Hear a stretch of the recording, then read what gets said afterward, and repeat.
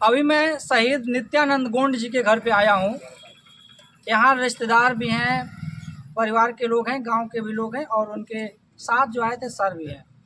सबसे पहले इनके परिवार के लोगों से मैं बात करूंगा। क्या नाम है भैया आपका? मेरा नाम धर्मेंद्र कुमार है। और नित्यानंद जी आपके क्या थे? मेरे भाई थे, मेरे से बड़े थे। हम 4 भाइयों में दूसरे नंबर के थे। इनकी ज्वाइनिंग कब हुई थी? इनकी ज्वाइनिंग 2012 में हुई थी। अच्छा। अरुणाचल प्रदेश में, जो कि दिरांग है। पहली बार उनकी अरुणाचल प्रदेश में हुई थी। जी। अच्छा, अब तक कहाँ कितने जगहों पे इन्होंने ड्यूटी करी? इन्होंने नार्थ ईस्ट, फिर उसके बाद प्लेन में भी आए, फिर गए हिमाचल में, वहाँ वहाँ भी आए। फिर अब उसके बाद से गए यहाँ, फिर असम में गए, फिर उसके बाद फिर गए यहाँ पे उत्तराखंड में।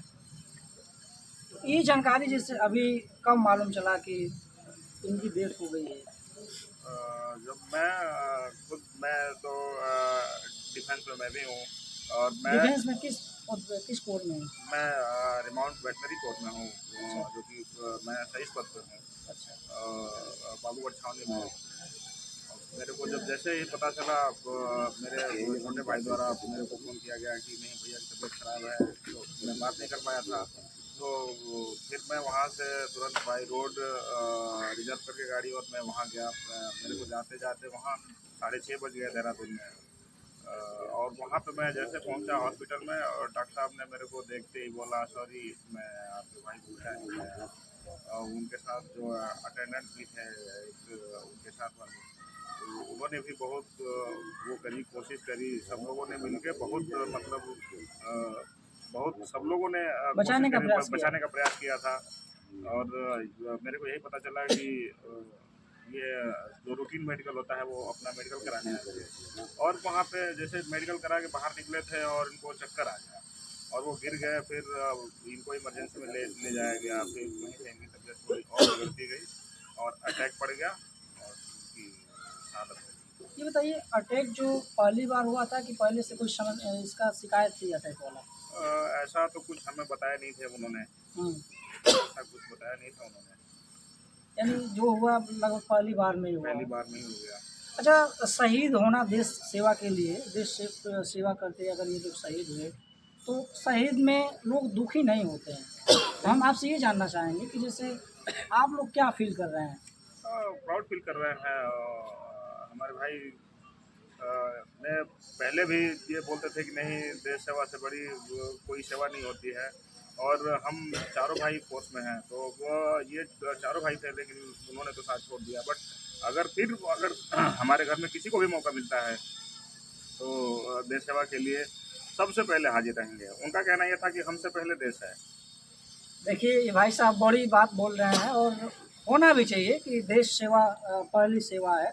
तो ये बताइए, फोर्स में लोग भर्ती होते हैं लेकिन कोर कई होते हैं, आप 4 भाई हैं, तो जो बंदूक चलाने वाला डायरेक्ट होता है उसमें कितने लोग हैं?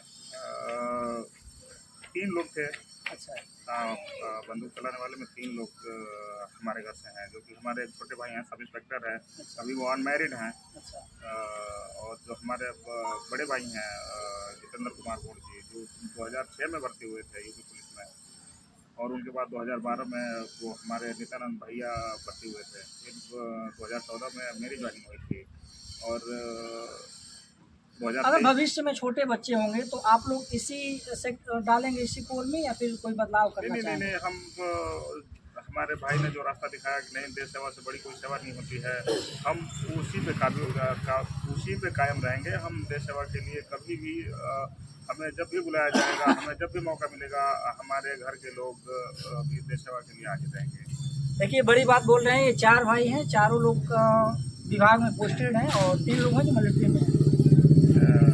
नहीं, 2 लोग जिसे फोर्स में, जिसे तो ये तो यूपी पुलिस में 2 भाई हैं। अच्छा। अच्छा। और मेरी कोर है जो रिमाउंट वेटनरी कोर है, आरबीसी में, और वो आईटीबीपी में थे।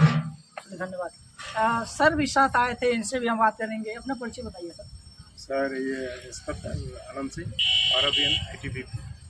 अच्छा, कब आपको जानकारी हुआ कि इनकी शहीद हो गई है? सर, ये 19 तारीख को शाम को 7 या 7:30 बजे के प्लान की बात है। हमारे यूनिट में सुधार मेजर होता है एक, उन्होंने मेरे को कॉल किया है कि आनंद साहब आप थोड़ा इधर आओ, उससे पहले कोई जानकारी नहीं।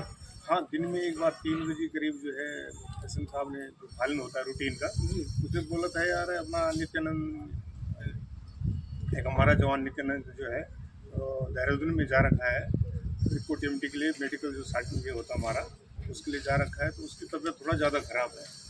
तो 3 बजे करीब थोड़ा यही बोला था कि तबीयत उसकी ख़राब है, तो उसको मेरे को जो है 7:30 बजे एसएम साहब ने बताया है, तो तब जाएंगे। अच्छा, जो वहाँ से टीम आई होगी, कितने लोग आए थे इनके साथ? वहाँ से टीम मैं तो वहाँ से देहरादून थे, मैं देहरादून तक, मैं और एक मेरे साथ एक जवान और आया है, और फिर देहरादून से एक 5 की गार्ड और लिए थी हमने, और एक 5 हो गया, और हम टोटल मिला के हम 8 आदमी से चंडीगढ़ के लिए मार्च की थी। उनको हम चंडीगढ़ लिए थे एयरपोर्ट, और बाई एयर इसको पटना लाए। तो उस पाँचों लोग साथ ही में थे? नहीं, 5 लोग फिर चंडीगढ़ से, चंडीगढ़ में जैसे हमने बाई एयर उसमें क्लोज करके वहाँ जैसे चले गए थे, वो गार्ड वहाँ से निकल गई थी, और पटना में जो है यहाँ 6 परसेंट स्पीड गार्ड आ गई थी, एक 8 की गाड़ी हम ही प्रोवाइड कर दी थी ऊपर लाने में। तो जो सलामी देने की प्रक्रिया होती है यहाँ पे कब किया गया था? ये शाम को यहाँ पर जो शाम को जब 10-11 बजे हुआ तो उस टाइम जो है सलामी। अच्छा बताइए, जैसे पार्थिव शरीर आया था तो कब आया था और कब तक जला दिया गया शरीर? पार्थिव शरीर शाम के 7 बजे के करीब आया था, और जो भी हिंदू धर्म की जैसे बातें हैं, वो जो चीज़ें हैं, जो प्रोसेस है उसको हमने किया, करते करते उनको जैसे लास्ट 3 बजे तक उनका सब कुछ हो गया। अभी हम लोग कहाँ पे हैं? जैसे अभी जो लोग वीडियो देखेंगे, हो सकता है आपसे मिलना चाह रहे होंगे, आना चाह रहे होंगे, तो कहाँ आएंगे? वो हमारा घर बहादुरपुर पोखरे पे है, जो कि थाना फेंकना पड़ता है, जिसको भी मिलना होगा वो आ सकता है, मिल सकता है हमारे घर के लोगों से, हमसे। हम लोग यहीं अपने घर पे ही हैं, अभी तो हम लोग रहेंगे भी। धन्यवाद। आप देख रहे थे द आज मीडिया। अगर आप फेसबुक पे हैं तो फॉलो कर दीजिए, यूट्यूब पे हैं तो सब्सक्राइब करके लाइक कमेंट शेयर कर दीजिए। मैं हूँ सौरभ।